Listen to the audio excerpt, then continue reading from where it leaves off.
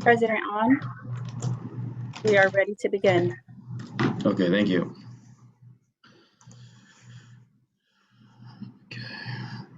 Good afternoon. Welcome to the Cannabis Regulation Commission meeting. Today is Thursday, March 10th, 2022. The time now is 2:02.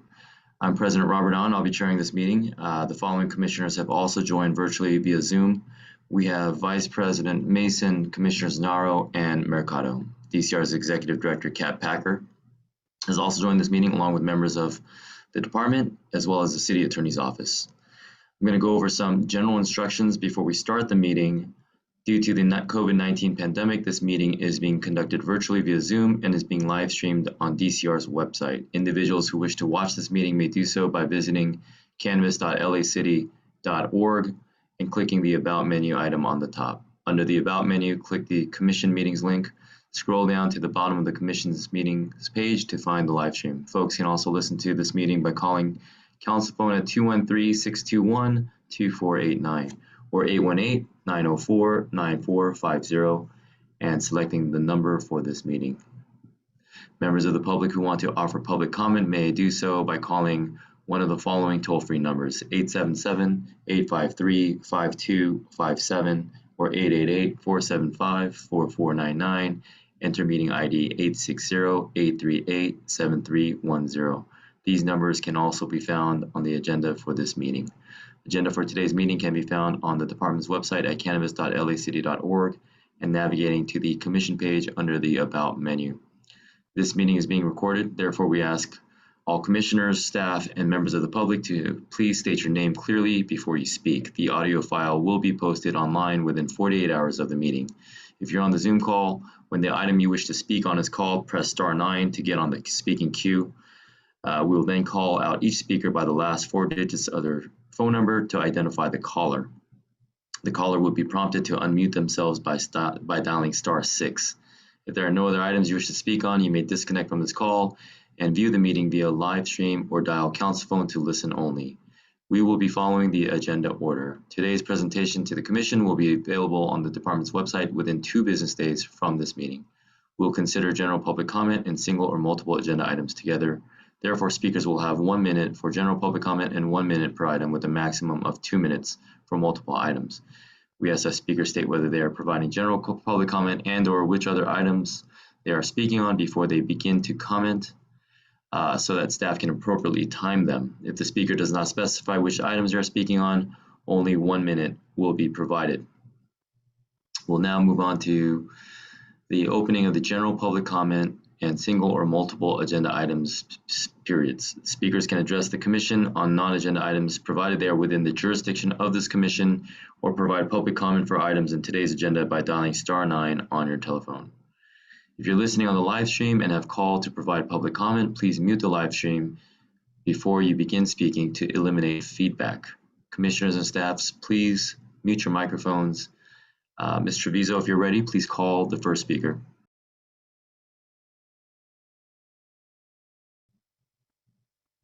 Caller with phone number ending in 1067. Please state your name and the items you wish to speak on.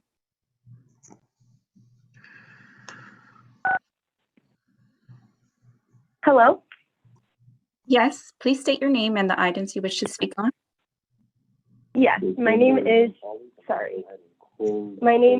Jennifer Torres, and I wanted to, and redirect me if I'm wrong, plans to talk about social equity verification process and if that's going to open up again.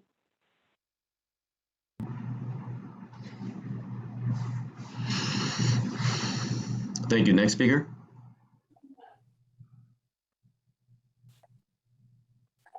Caller with phone number ending in 9539. Please state your name and the items you wish to speak on. Good afternoon, Lynn Lyman speaking on item 3 in general public comments. Sure, you have 2 minutes. Thank you. Good afternoon, Commissioners, Director Packer, and members of the public. My name is Lynn Lyman. I was the co-chair of Proposition 64 and the former director of the California Drug Policy Alliance. As some know, I first brought Kat Packer to Los Angeles in 2016 to help pass Prop 64 as our campaign coordinator. And a few months after we secured that victory, the mayor and the council president informed me they would be hiring her to lead the new department. The work that Kat Packer has stood up over the past 4+ years is tremendous. A literal example of building the airplane while flying it. Built out a department from scratch, now with over 30 employees, implementing the complex licensing system she inherited in the ordinance, creating one of the first and largest social equity programs with staffing, grants, licensing, including handing out over $6 million in financial assistance to social equity applicants, along with hundreds of hours of business and legal assistance. And when City Hall was in full shutdown in those early months of the pandemic, during spring 2020, Kat Packer and her team sat down and fully rewrote the ordinance, closing loopholes and assigning all remaining retail licenses to social equity applicants only until January 2025. This was the kind of bold commitment to establishing a meaningful cannabis social equity licensing program we had been hoping for when we legalized statewide. And while these licensing efforts have continued to struggle from inadequate funding for the department and lack of political will, Kat Packer and her team put an infrastructure in place to promote and defend social equity ownership. When many city officials from across the state were tempted by bribery from the fast cash cannabis industry, Kat Packer could not be bought, cajoled, or bullied into doing the big industry favors. Kat Packer is a person of tremendous integrity, brilliance, and compassion. LA is going to miss her. We are going to miss you, Kat. Thank you for your service. Thank you. Caller with phone number ending in 3915. Please state your name and the items you wish to speak on.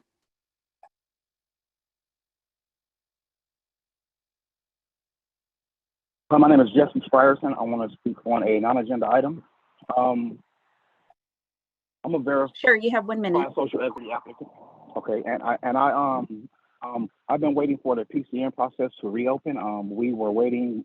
My group and I were waiting since when you guys at first did the first round, and we thought that the second round would open almost immediately. And we've been holding up property and spending a lot of money. I just want to know if you guys had any news on when the PCN process will open back up, because I'm desperately waiting, and I'm afraid I may lose my investors and my time that I've invested. Thank you. Thank you. Caller with phone number ending in 6760, please state your name and the items you wish to speak on.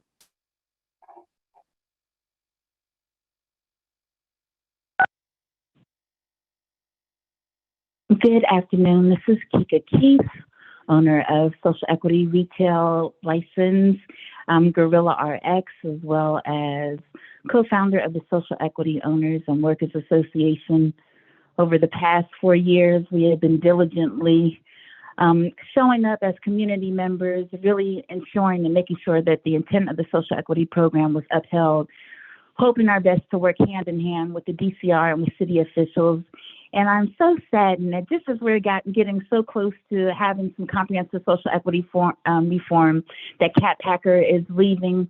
Though we wish to congratulate her on her next step, she will truly be missed. And I would really like to say to the commission that we hope that whoever comes on board next, that they follow in line with Kat's intent to really make sure that those who are most harmed by the war on drugs truly have a place and a share, not only in this industry, but with community reinvestment, and are really able to get our just due in this cannabis industry. So once again, congratulations, Kat, on your next step. And commissioners, we look forward to you upholding what she has set forth with social equity being a priority in Los Angeles.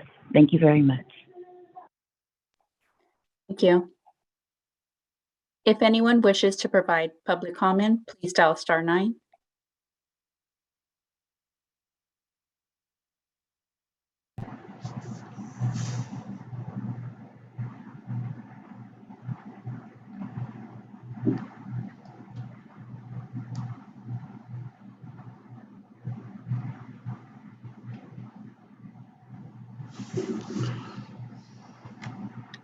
President, I'm not seeing anyone in the queue. Okay, let's just give it a few more seconds.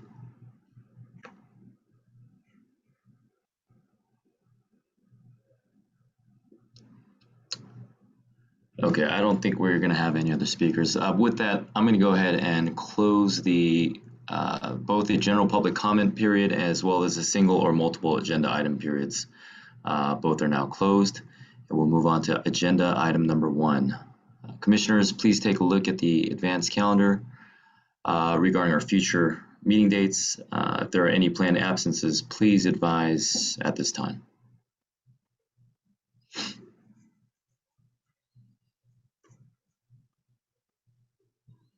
Okay, seeing none, let's move on to the approval of the minutes. We were sent the minutes of February 24th, 2022 for review. Do I have a motion to approve these minutes? Commissioner Nato, I make a motion to approve the minutes. Thank you, Commissioner Naro. We have a motion on the floor. Do we have a second? It's Commissioner Mercado, I'll second.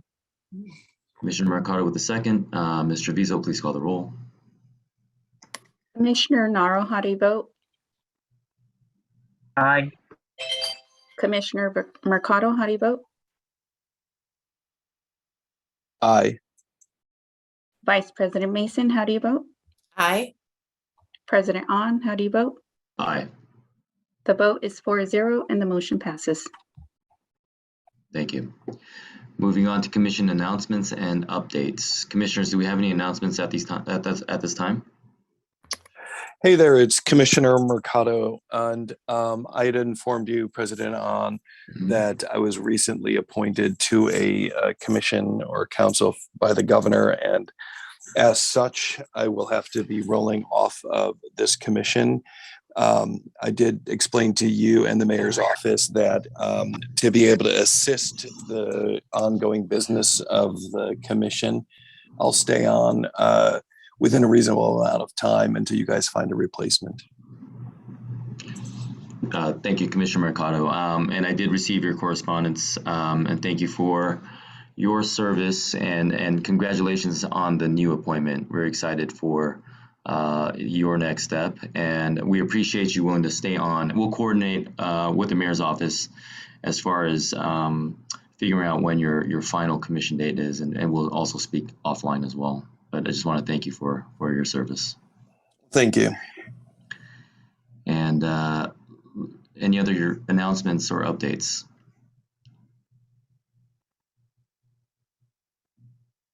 Okay. Future agenda requests. Commissioners, do we have any future agenda requests at this time?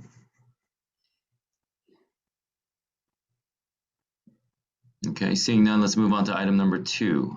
This is the finding to continue teleconference meetings pursuant to AB 361, which requires that all legislative bodies make findings concerning the state of emergency stemming from the COVID-19 pandemic to continue to hold virtual meetings. Do I have a motion to approve and continue teleconference meetings pursuant to AB 361?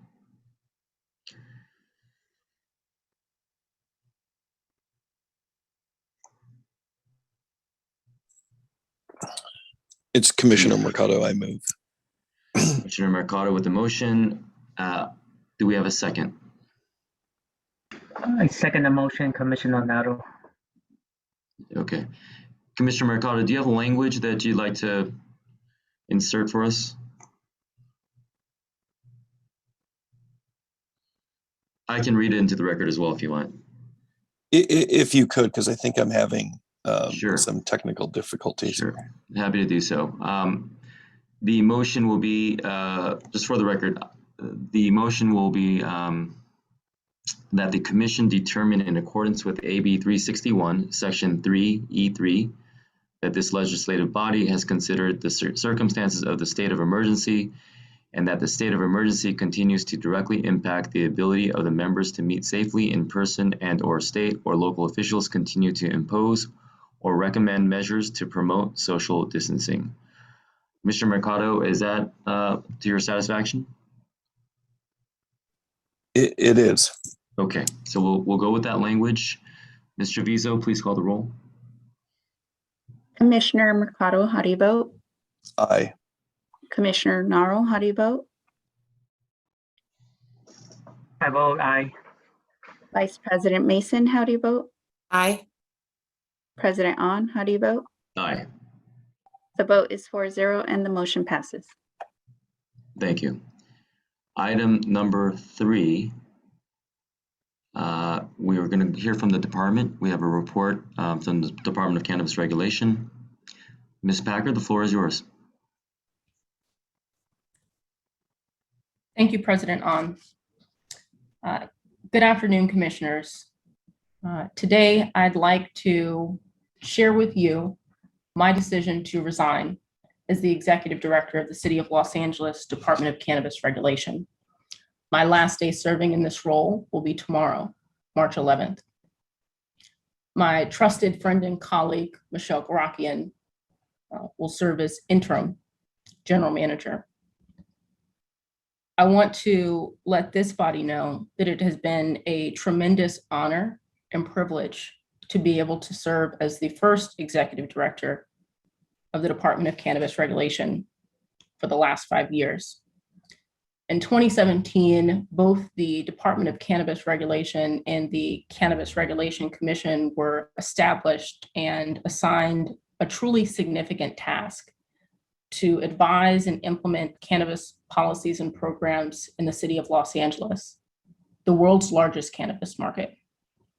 Since 2017, the Cannabis Regulation Commission has worked alongside the department, allowing the city of Los Angeles to be an early leader in municipal cannabis licensing, regulation, and in establishing programming to address the disproportionate impacts of the war on drugs in communities. To that end, I'd like to thank you for your ongoing support, which has been critical to the department's achievements thus far. With your support, we have issued more than 350 licenses to social equity applicants. That's more than any jurisdiction in the entire country. And we've issued over 1,200 licenses in total.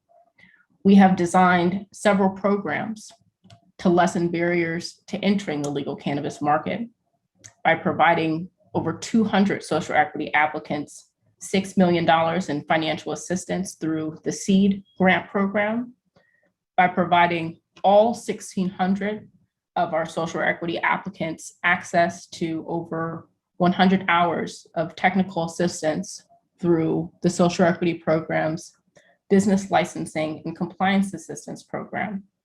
And we've been able to offer 200 of our social equity applicants access to pro bono and low bono legal services. Through our efforts, the city has been able to collect over $320 million in tax revenue to fund essential city services. Over the course of the last several years, collectively, we've learned many lessons and utilized that knowledge to not only improve our own policies and programs, but through our experience, we've had the ability to help other government entities to develop and implement and center equity into their own cannabis regulatory framework. Despite our progress, there is still much work to do to effectively and equitably address cannabis in our great city and across the globe.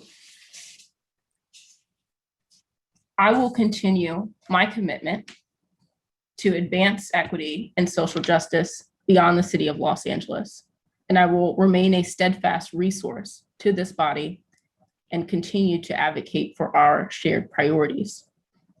I'm confident that this commission will continue to deepen its commitment to address cannabis policy reforms and the disproportionate impact of the war on drugs, and will also improve upon existing efforts to make cannabis public policy more responsible and more equitable. For this commitment, I thank you in advance. I'd like to just quickly read to you a passage from a chapter in the Westlaw Cannabis Law Desk book. I had an opportunity to author 2 chapters recently, one on local authority and the other on the role of social equity and cannabis policy reform. And what I'd like to be able to do quickly is to just read a quick passage of, from one of the chapters that I wrote. An analysis of existing approaches to cannabis policy reform taken by state and local governments and an analysis of proposed federal reforms illustrate a growing consciousness of the responsibility of policymakers and public administrators to be accountable for equity. Though few jurisdictions have policies and programs aimed at advancing equity, and even amongst those that do, there is an open acknowledgement that existing efforts are insufficient. Through differing and pioneering approaches, public administrators are beginning to confront the challenges associated with inequities born of cannabis policy. Much of this work is imperfect, has just begun, and must be adequately prioritized and constantly improved, as the failures of the drug war left no shortage of harms or inequities to address. From the direct impact of cannabis enforcement on individuals and communities, to the lingering impacts and collateral consequences associated with criminal records, to the divestment of resources from heavily policed communities, to inequities within newly legalized cannabis markets regarding business ownership and employment opportunity, government has both an opportunity and responsibility to be a lever for equitable change. There's a lot of talk about equity in cannabis policy reform, but until disparities are eliminated, there's work to be done. Furthermore, the pace of existing and anticipated reforms make the task of identifying best and to be avoided practices more urgent than ever. Through the critical evaluation of the impacts of public policy, policymakers and public administrators are beginning the complex and tedious work of undoing past harms and preventing the recreation of new harms. By acknowledging past and present harms and inequities within cannabis policy, and by proactively committing to advance social equity within cannabis policy reform, a growing segment of those in cannabis-related public service are recognizing their dual responsibilities to not only effectively manage complex processes related to cannabis policy reform generally, but to also lead conversations and actions specifically to address disparities and inequities and dedicate the time and resources necessary to ensure that those efforts are meaningful to the individuals and communities that experience them. As reform is considered at the local, state, and federal level, equity must be a priority amongst those in the public sector. In order to truly advance equity, efforts must exceed the mere rhetoric of legalization campaigns, go beyond the mere ending of prohibition, and go beyond attempts to silo equity efforts within organizational task force or programs.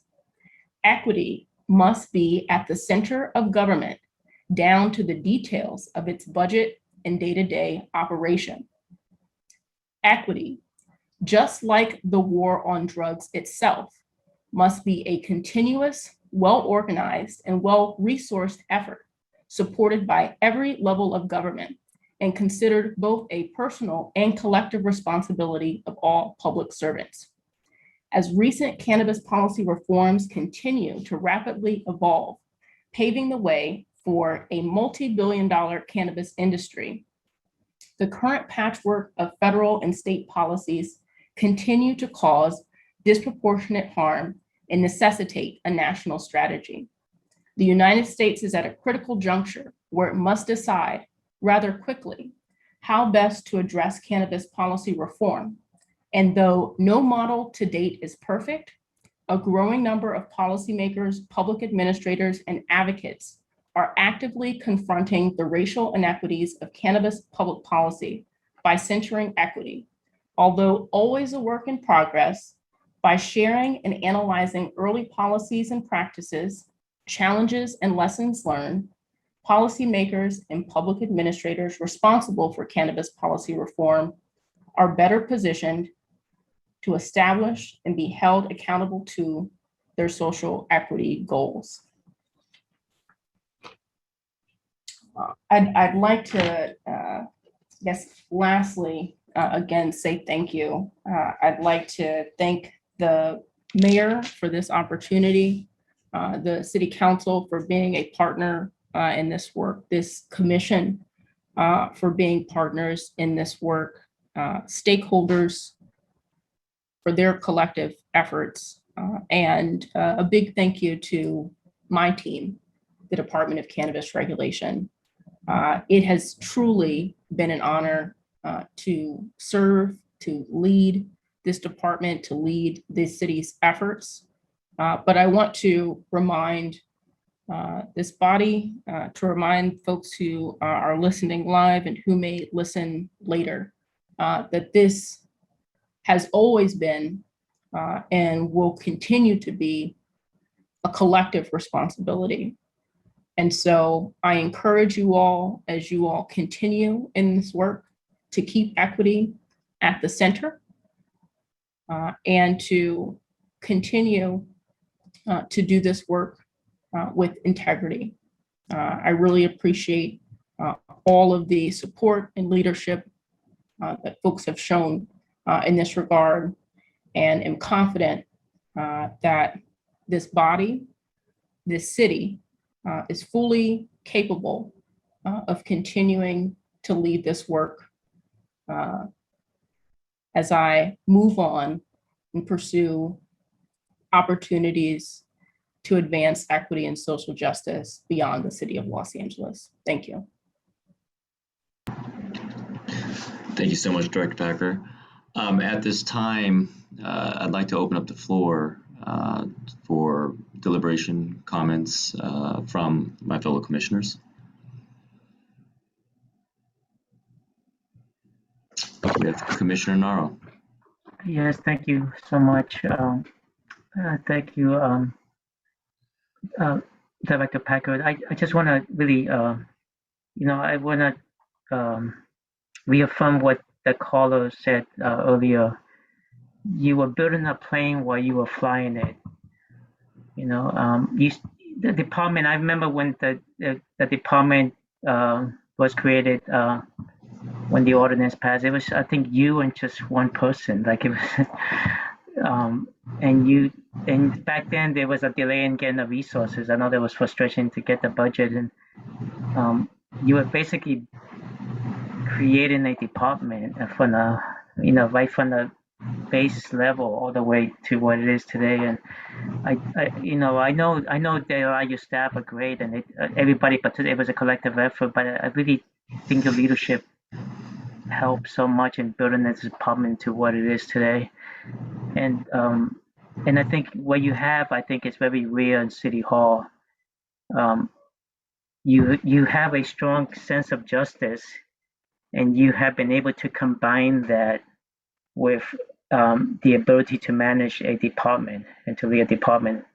And I know friends of mine say go into City Hall from social justice work into City Hall. I struggle with that because they cannot reconcile the two, but you have been able to do that. And I think that's why we're losing someone special. We're losing someone who's really, accomplished so much for the city of Los Angeles, for the residents, but also someone who is going to go on and do great things. So as a social justice activist, I look forward to working with you in a different space as you continue to move forward. But I do want to thank you again, and be proud. I know these are the moments like you feel sadness, like I feel sadness because we're losing you, but I'm also feel joy in what you have been able to create. And so take the time to also feel proud of what you have accomplished. Thank you. Thank you. It's Commissioner Mercado. I just wanted to also echo the words that my fellow commissioner had just said, and then as well as the public comment. I mean, you literally have built this department from the ground up. You've assembled a great staff, and the people of Los Angeles and the state of California really owe you a debt of gratitude, and we wish you well on your next adventure.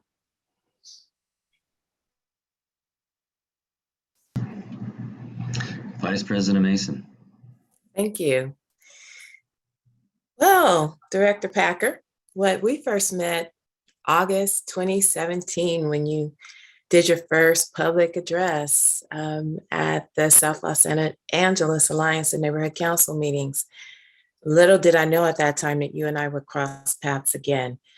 So much has been said, all of it true, all of it I agree with. So I don't have much more to add to what I've already said, except for you are phenomenal.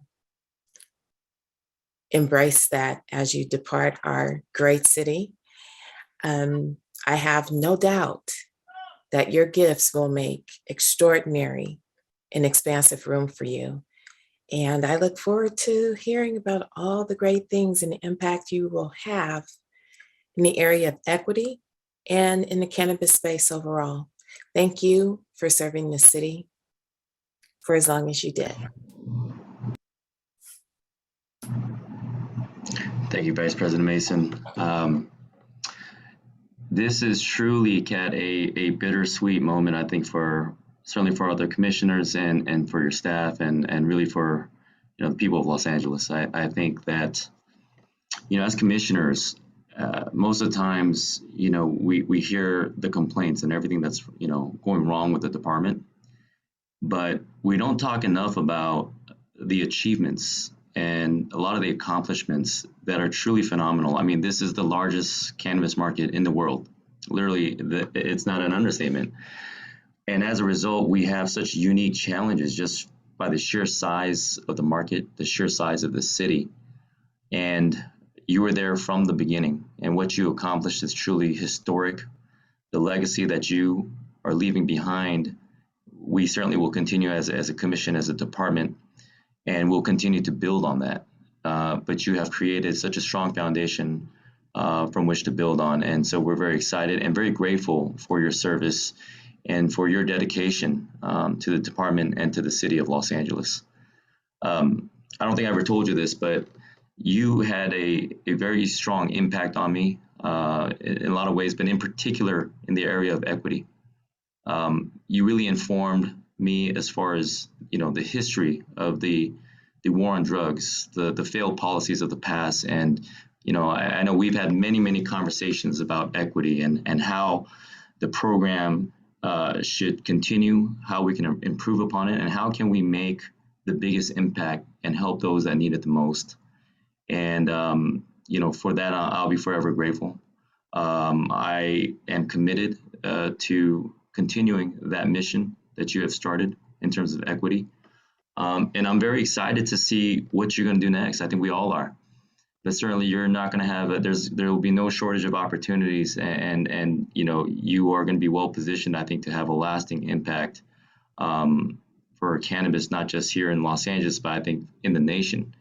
And so we're here to support you, we're rooting for you, and we're very excited for what's going to come next for you. So I just want to say from the bottom of my heart, thank you so much. It's been an honor and a privilege to serve with you.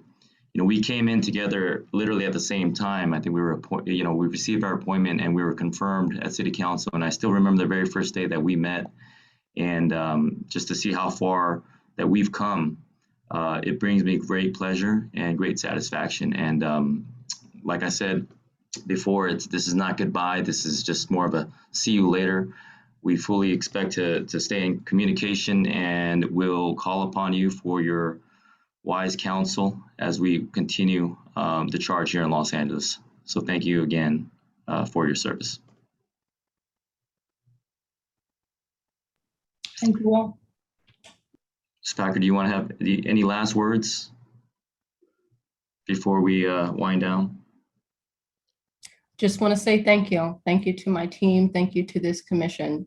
Please continue this work with equity at the center. I'll allow those to be my last words. Thank you so much. And with that, this meeting is now adjourned. The time now is 2:37. Thank you very much.